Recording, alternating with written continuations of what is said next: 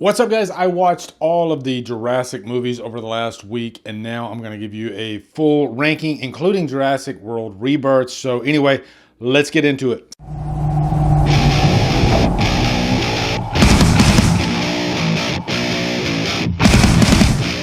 What's up, guys? Welcome to a brand new franchise ranking. I've never ranked the Jurassic movies before. Looking forward to doing this. I did go back and rewatch all of the movies over the last week, and I was quite surprised by the ones that I liked more, and then some of them I actually kind of liked a little less. So it's going to be an interesting ranking for sure. And I think there's one movie on here that I really was surprised by that I have trashed quite a bit over the last couple of years. Even my, my original review of the movie, there's a hint for you, it's one of the more recent movies.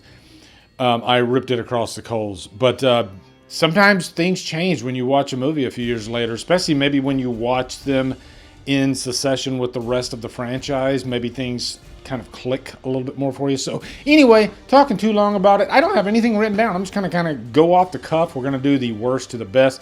And let's go ahead and get started with the worst, which is Jurassic World Dominion. This will be the one that nobody is surprised by. So this would be number 7. I think for the final movie, or at the time it felt like it was going to be the closing chapter, you had all the original characters returning with the newer characters. It seems great on paper, but it was a massive disaster. And I don't mean that in a good way, considering what type of movie it is. It felt like there were too many characters in this movie. And then they were adding other new characters, which were actually quite annoying. I hate when characters don't earn their place, and this new character comes in and she's supposed to be this ultimate badass, and she's kind of bossing everybody around, and I'm like, who the fuck are you? Earn your place, okay? It takes time to win an audience member over, and I hate, that's just bad, lazy script writing, if you ask me. You got to make that character earn it. But that's just one of the many problems of this movie. They had too much of a hard focus on locusts. Why are you doing that in the last movie? Yeah, there's a couple of nice scenes, like the final fight between the T-Rex and the other Rex, but they already kind of did that in the first Jurassic World movie, and they freaking nailed it. So yeah, this was just such a letdown. My jaw was on the floor watching this. I could not believe how bad this movie is. It is atrocious. Which leads me to number 6, and I'm going to say Jurassic World Rebirth. And this movie's not atrocious, so that should tell you at least a little something. I thought that this movie was filled with more bad movies than good ones, but I'm glad I did give it a fresh watch, because I found that I quite enjoyed most of these movies, you know? So maybe I'm a big dinosaur fan, I don't know. But Rebirth, it's just very bland. The characters offer nothing. They're kind of pointless. And the dinosaur action, when you compare it to the rest of the franchise, I just don't think it delivers in spades. They look great. I think they're framed well by Gareth Edwards, but overall, I think it might be one of the most forgettable. Like, at least Dominion is not forgettable because of how horrible that movie is. Like, some of the decisions in that movie are just insane. Whereas this one, I think it's the safe movie of the franchise, and people are going to have a good time with this movie, okay? It looks gorgeous. It does look gorgeous. But one problem I had with this movie, which I didn't even say in my review, is the dinosaurs have been around for so long that there's no real spectacle anymore. And they try to set up some of the scenes with that iconic music, and it just doesn't land as well, because, again, we've seen these dinosaurs 6 times before in the past. And even in the current story, they're nothing special. You know, the world is used to them by now. Okay, now top 5. This is where it's going to kind of get tough, and I'm trying to think off the cuff, because a lot of these movies are really close, okay? I'm going to go with Fallen Kingdom.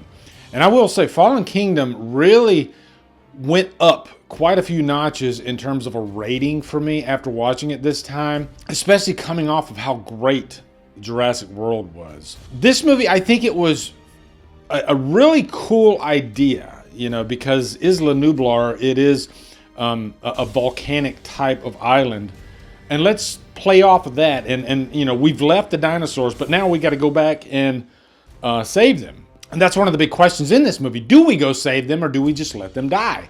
And I think they had some really cool ideas in this. Seeing that one dinosaur get left behind, man, it was just heartbreaking. But I think this movie is very focused. I think it looks gorgeous.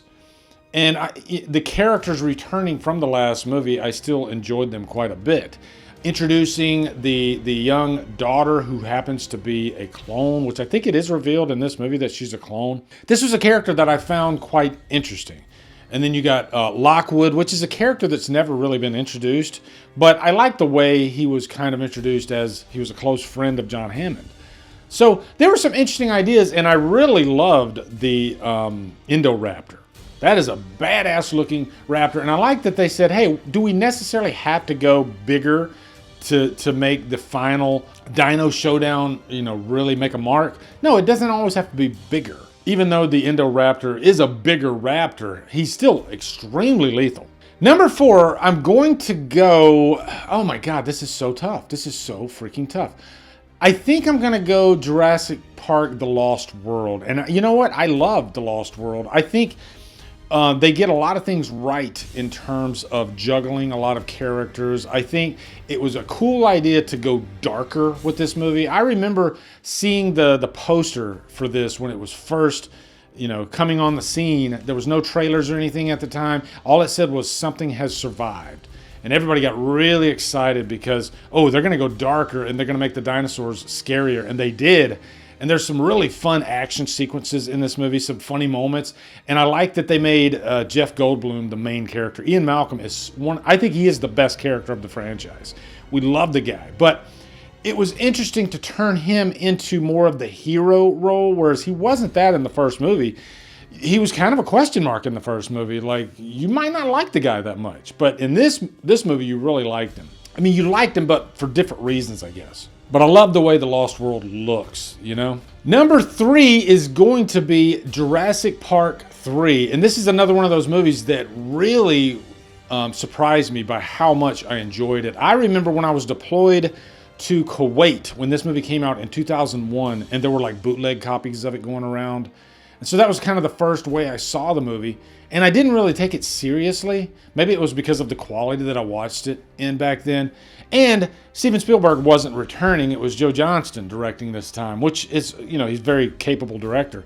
But I think I just kind of passed this movie over repeatedly throughout the years. But I'm glad I gave it this fresh watch because, again, I like how they went with a different story here, kind of a rescue mission. And there's always some sort of like corporate angle in these movies, but I didn't think it was overpowering in this one. It was nice to see Alan Grant back here. And the Spinosaurus kicks major ass in this movie, for sure. I think the biggest thing that sticks out about this movie, given the time, is the special effects. I mean, you can definitely tell that there's some blue screen heavily going on, especially in the beginning of the movie. And that's just because of the time it came out. But the first Jurassic Park looks better than this movie in terms of the visual effects. But this movie is just so damn fun. So we're down to the last 2. And man, I'm going to shock you guys here. I'm going to put the original Jurassic Park as number 2. And that is something I never, ever, ever thought I would do.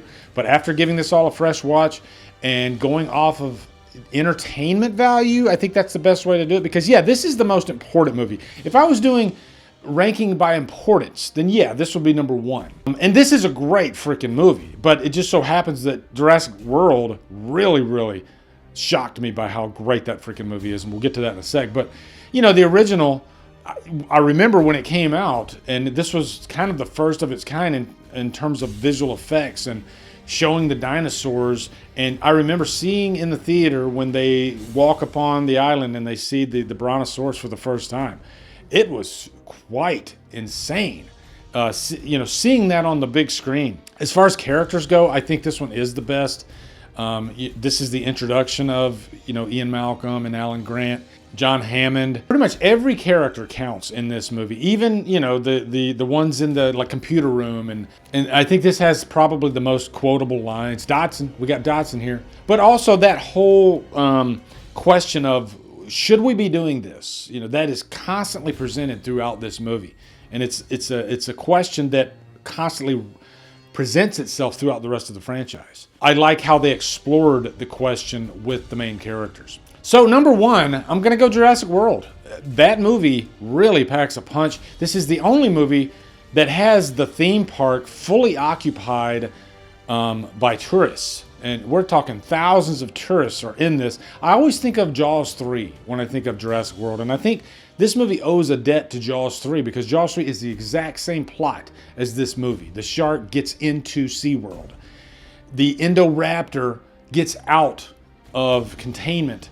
And, you know, talk about a dumb idea to open this thing, given that one thing has to happen to completely screw everything up. And the fact that they look in there and they don't see the Indoraptor in the paddock, and Owen and the other guy go in there without verifying that he's not in there, that is the one big hang up I have about the movie. Like, the whole thing could have been prevented had they not gone in there. But you got to do something to keep the story going, right?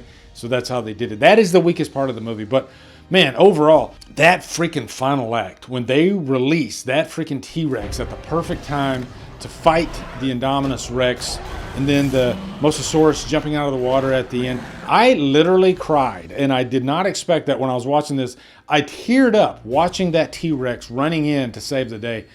And it's the only movie that did that to me. I was just shocked by how great Jurassic World is. I forgot how great it is. So yeah. So that ranking might shock some of you, okay? So let me know down in the comments what you guys think of this ranking. Let me know your ranking in the comments. Looking forward to seeing them. Also, be sure to come over to Killer Flicks, where I talk horror all day and every day on Fridays. We do FIFA Fridays. Follow me, Drumdums, on my socials. Support me on Patreon. Become a channel member. Buy me a coffee. And you guys, thank you so much for watching. Have a good day. Drumdum out.